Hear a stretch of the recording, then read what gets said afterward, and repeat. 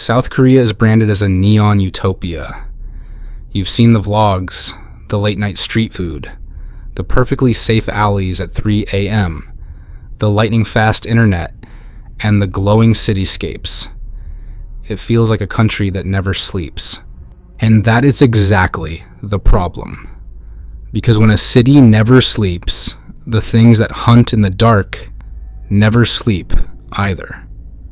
My name is Arthur, and I've lived in Seoul for 7 years, long enough to realize that the locals have an unspoken agreement with whatever else lives here. The Koreans don't talk about it, they just silently follow the rules. But as a tourist, you don't know the rules.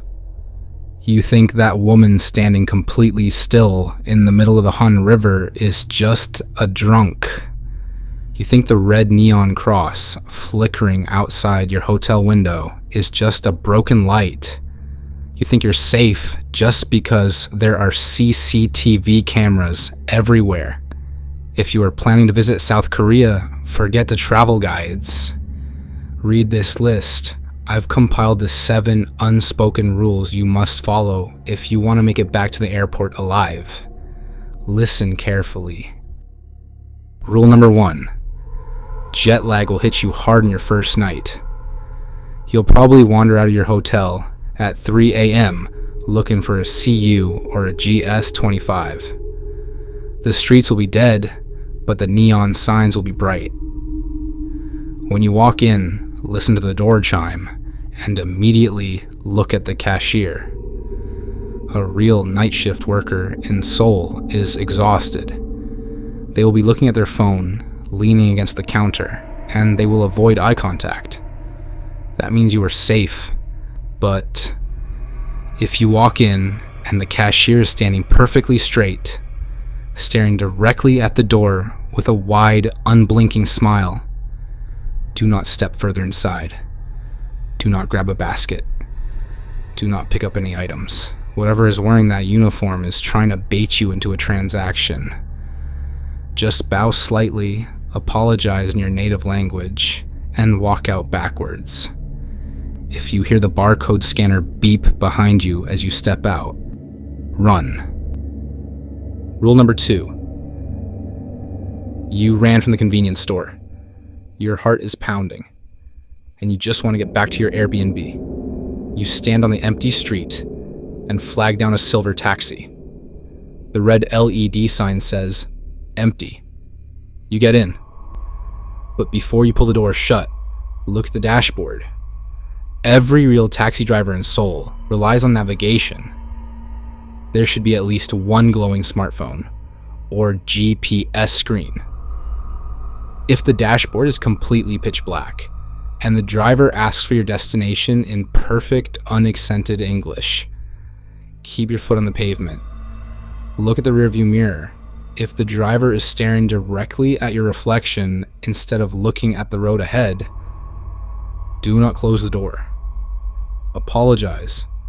Say you forgot your wallet and slowly back out of the car. And this is the most important part. Leave the door open. Walk away. If you shut that door and trap whatever is inside that vehicle, it will remember your face, and it will find your hotel room before morning. Rule number 3. You abandon the taxi and walk the rest of the way. You finally make it to your Airbnb or hotel or wherever inside a quiet building. You lock the door, drop your bags, and let out a sigh of relief. The streets are behind you. You think you are safe. You are not.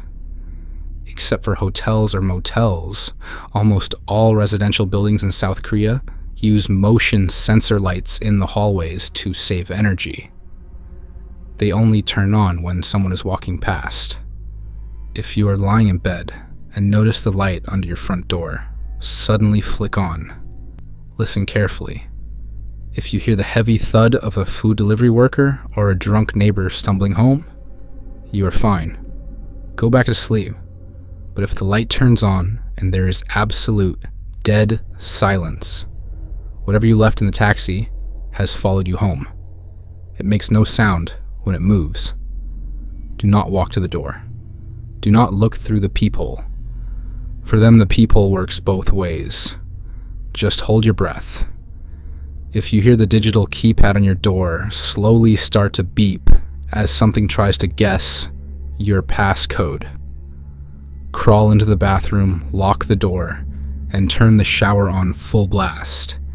It hates the sound of running water. Rule number 4. You survived the night. The sun is up, and you feel brave enough to explore the city.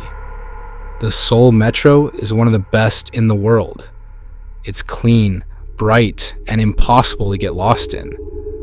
But if you are transferring deep underground, especially on line 1, pay attention to the passengers before you step inside. South Korea is the most connected country on Earth. Every single person on a subway train will be looking down at a smartphone, wearing earbuds, or sleeping. If a train pulls up, the doors open, and you look inside to see every single passenger sitting perfectly upright, staring straight ahead, with empty hands. Do not step over the gap. I repeat, if no one is holding a screen, they are not human. The automated English announcement will tell you to board. The voice might even start using your actual name. Ignore it. Turn around, walk back up the stairs to the surface, and take a bus. That train is not going to Gangnam, and it does not stop at the next station. Rule number 5. You ran from the subway and ducked into the nearest neon-lit basement. A coin noraebang. A tiny, coin-operated karaoke room. It's soundproof, heavily tinted, and locks from the inside. The perfect place to hide and catch your breath. You put in a 1001 bill and sing a few songs to calm your nerves. When your songs are over, the screen might flash service and give you a free bonus song. In South Korea, this is completely normal. But look at the second microphone resting on the table.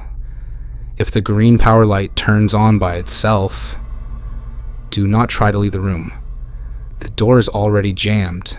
The music will start automatically. It will always be a duet. Pick up your microphone and sing your part. Do not break eye contact with the screen. Even when you hear a wet, raspy voice breathing into the other mic. Even when the leather sofa right next to you slowly sinks under the weight of something heavy. Give it your absolute best performance. If the karaoke machine gives you a score below 80, the door will not unlock, and it will be their turn to pick the next song. Rule number 6. You survived the karaoke room. You are back in your Airbnb, exhausted and starving. South Korea's late-night delivery culture is world famous. You download an app, order some fried chicken, and check the box that says, "Leave it at the door." 30 minutes later, your phone chimes. The app sends you a confirmation photo taken by the rider, proving your food has been dropped off. Look very closely at that photo before you touch your doorknob. If the plastic bag is sitting exactly on your welcome mat, right in front of your door, you are safe. Open the door slightly, grab the food, and lock it again. But if the photo shows your food placed strangely far away, down at the pitch black end of the hallway, drop your phone and step back. Delivery riders are busy. They do not walk down empty corridors to leave your food in the dark. The rider left it at your door. Something else dragged it away. It is trying to bait you into stepping out of your room. It is standing perfectly still, pressed flat against the wall right outside your doorframe, holding its breath, waiting for you to reach your hand out. Rule number 7. You made it. You survived the convenience stores, the taxis, and the subway. You are at Incheon International Airport, standing at your departure gate. The staff scans your boarding pass, smiles, and you walk down the jet bridge towards your plane. You think it's over, but this is the final test. The jet bridge will feel unusually long. The hum of the airport will fade into absolute silence. Halfway down the tunnel, you will hear a voice behind you. It will sound exactly like a police officer or an airport security guard telling you that there's a problem with your visa or that you dropped your passport. They will ask you to turn around. Do not stop walking. Do not look back. They are bound to the land. They cannot enter the plane. But if you look over your shoulder, your vision will blur. The airplane door ahead of you will vanish. Your flight will take off without you, and you will become a permanent resident of Seoul. Just keep your eyes on the cabin crew waiting at the end of the tunnel. If you are sitting in your seat, buckling your seatbelt, congratulations. You had a wonderful trip to South Korea. The food was great, the music was loud, and the neon lights were beautiful. Just remember one last thing. When you go back home and tell your friends about your amazing vacation, do not mention these rules. They are always listening, even overseas. Safe travels. Hit subscribe if you want to survive your next vacation.